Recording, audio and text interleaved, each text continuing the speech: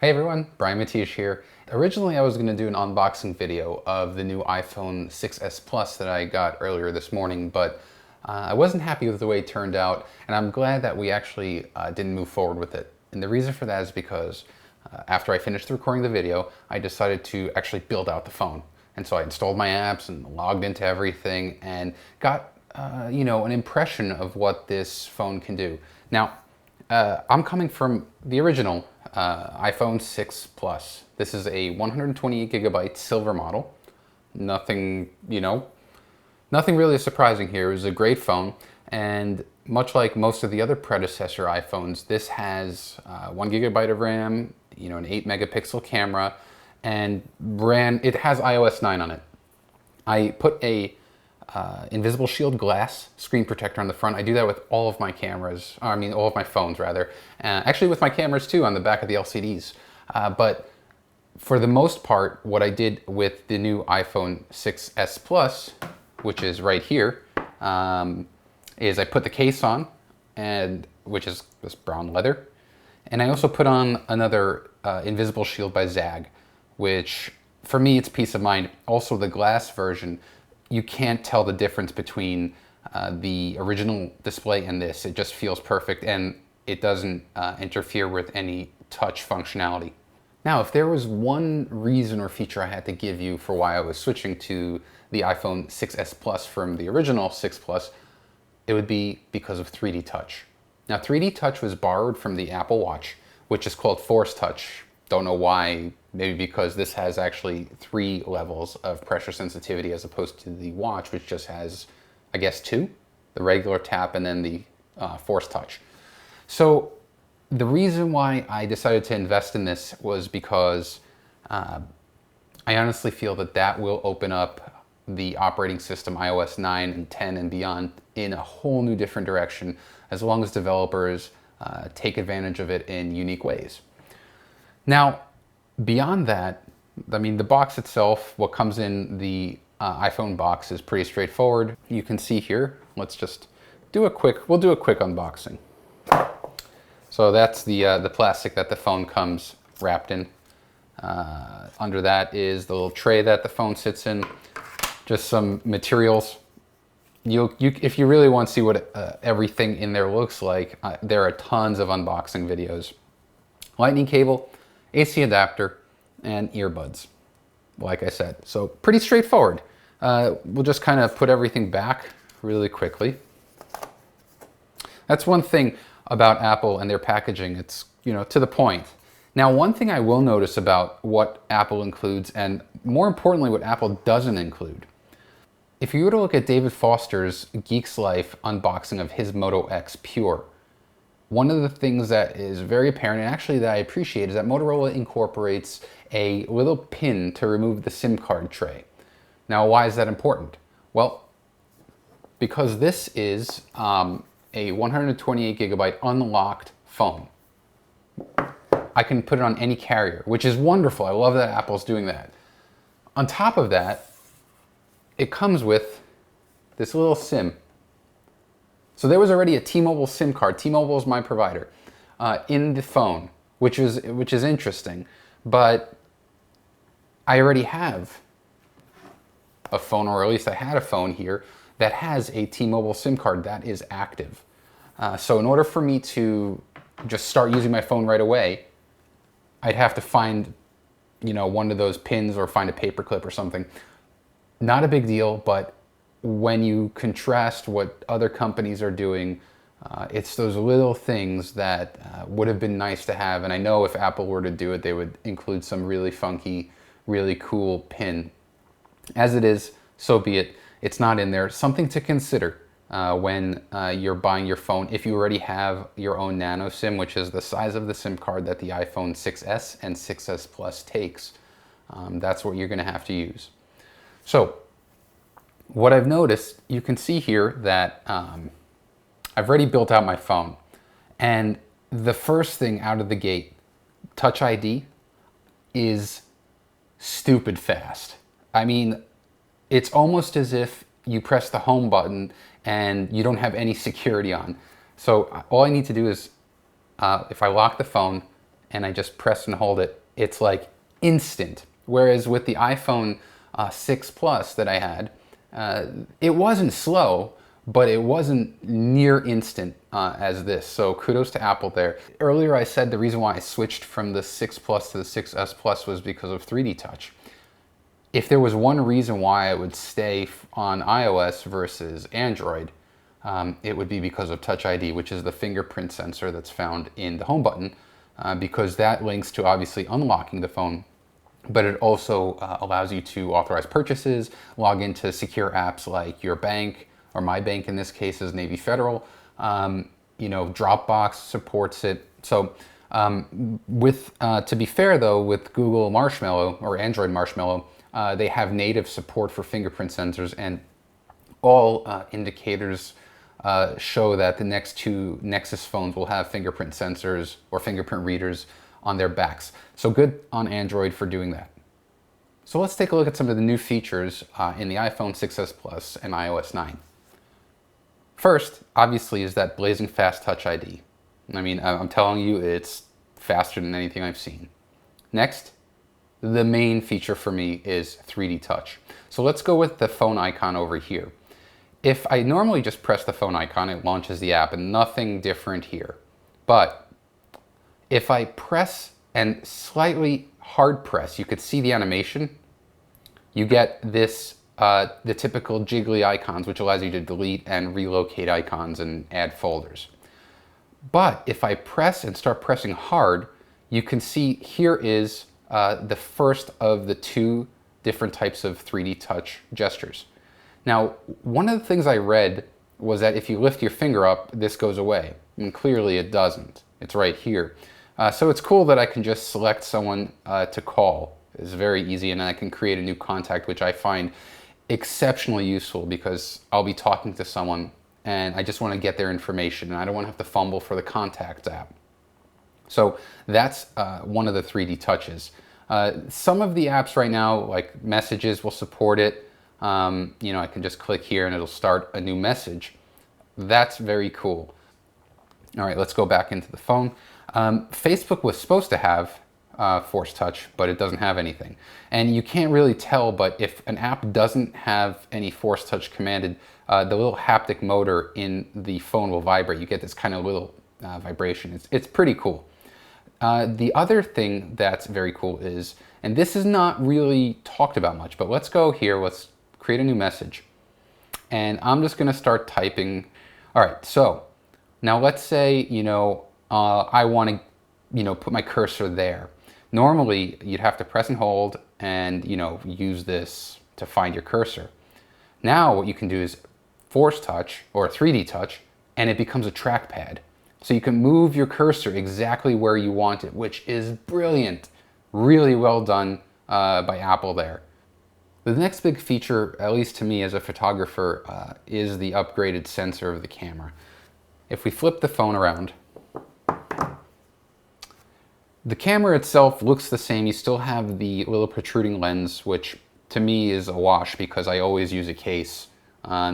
Just like I use an invisible shield on my screen, I use a case to protect the back. Fortunately, Apple has some really tasteful cases, and in this case I actually have a case that matches my watch band, space gray watch, space gray phone, brown leather, and it's really a nice little touch, but the color of the Apple Watch face actually matches. Now, for the last several generations of iPhones, they had an 8 megapixel sensor. And arguably still, people would agree that the photos coming from an iPhone are some of the best. This time though, Apple decided to up its game, and they kind of had to. And with that, they brought in a 12 megapixel sensor. And with that, you also get 4K video recording and a new feature called Live Photos. Now, whether or not Live Photos is a gimmick, time will tell, your experiences will tell, but in the few minutes that I've used it today with my neighbor's kids, I found it absolutely charming. We'll go into the Photos app, and then I'm gonna go here and go into all photos, and we'll go to this one right here. So this is my neighbor's kid, Claire, and it's a photo. you could zoom, you could do everything you could do with a photo. But if you press and hold, it's just those little moments, the photo comes to life. And what the camera is doing rather, is it's capturing 1.5 seconds before and 1.5 seconds after the photo is captured. So as we go through here, let's just go right here. There was a cute one right here of Claire just drawing on the sidewalk with her little chalk. There. It's just so cute. And I didn't realize it captures audio, so that's something to consider because this is technically not a video. This is actually a burst of photos that the camera is capturing, but obviously it's capturing audio as well. So something to consider. The other thing to consider that I've learned about these kinds of photos is I found myself almost like a video, just kind of holding the camera. I'd take the photo and I'd still hold it as if it was still recording. You don't have to do that. Just, press the button, hold it for a second, and then move on. It's actually quite quick, so you don't have to worry about that. If I go back to albums, actually I'll go into all photos. I recorded just a video of my 2 dogs going crazy. I'll make this landscape. This was recorded in 4K.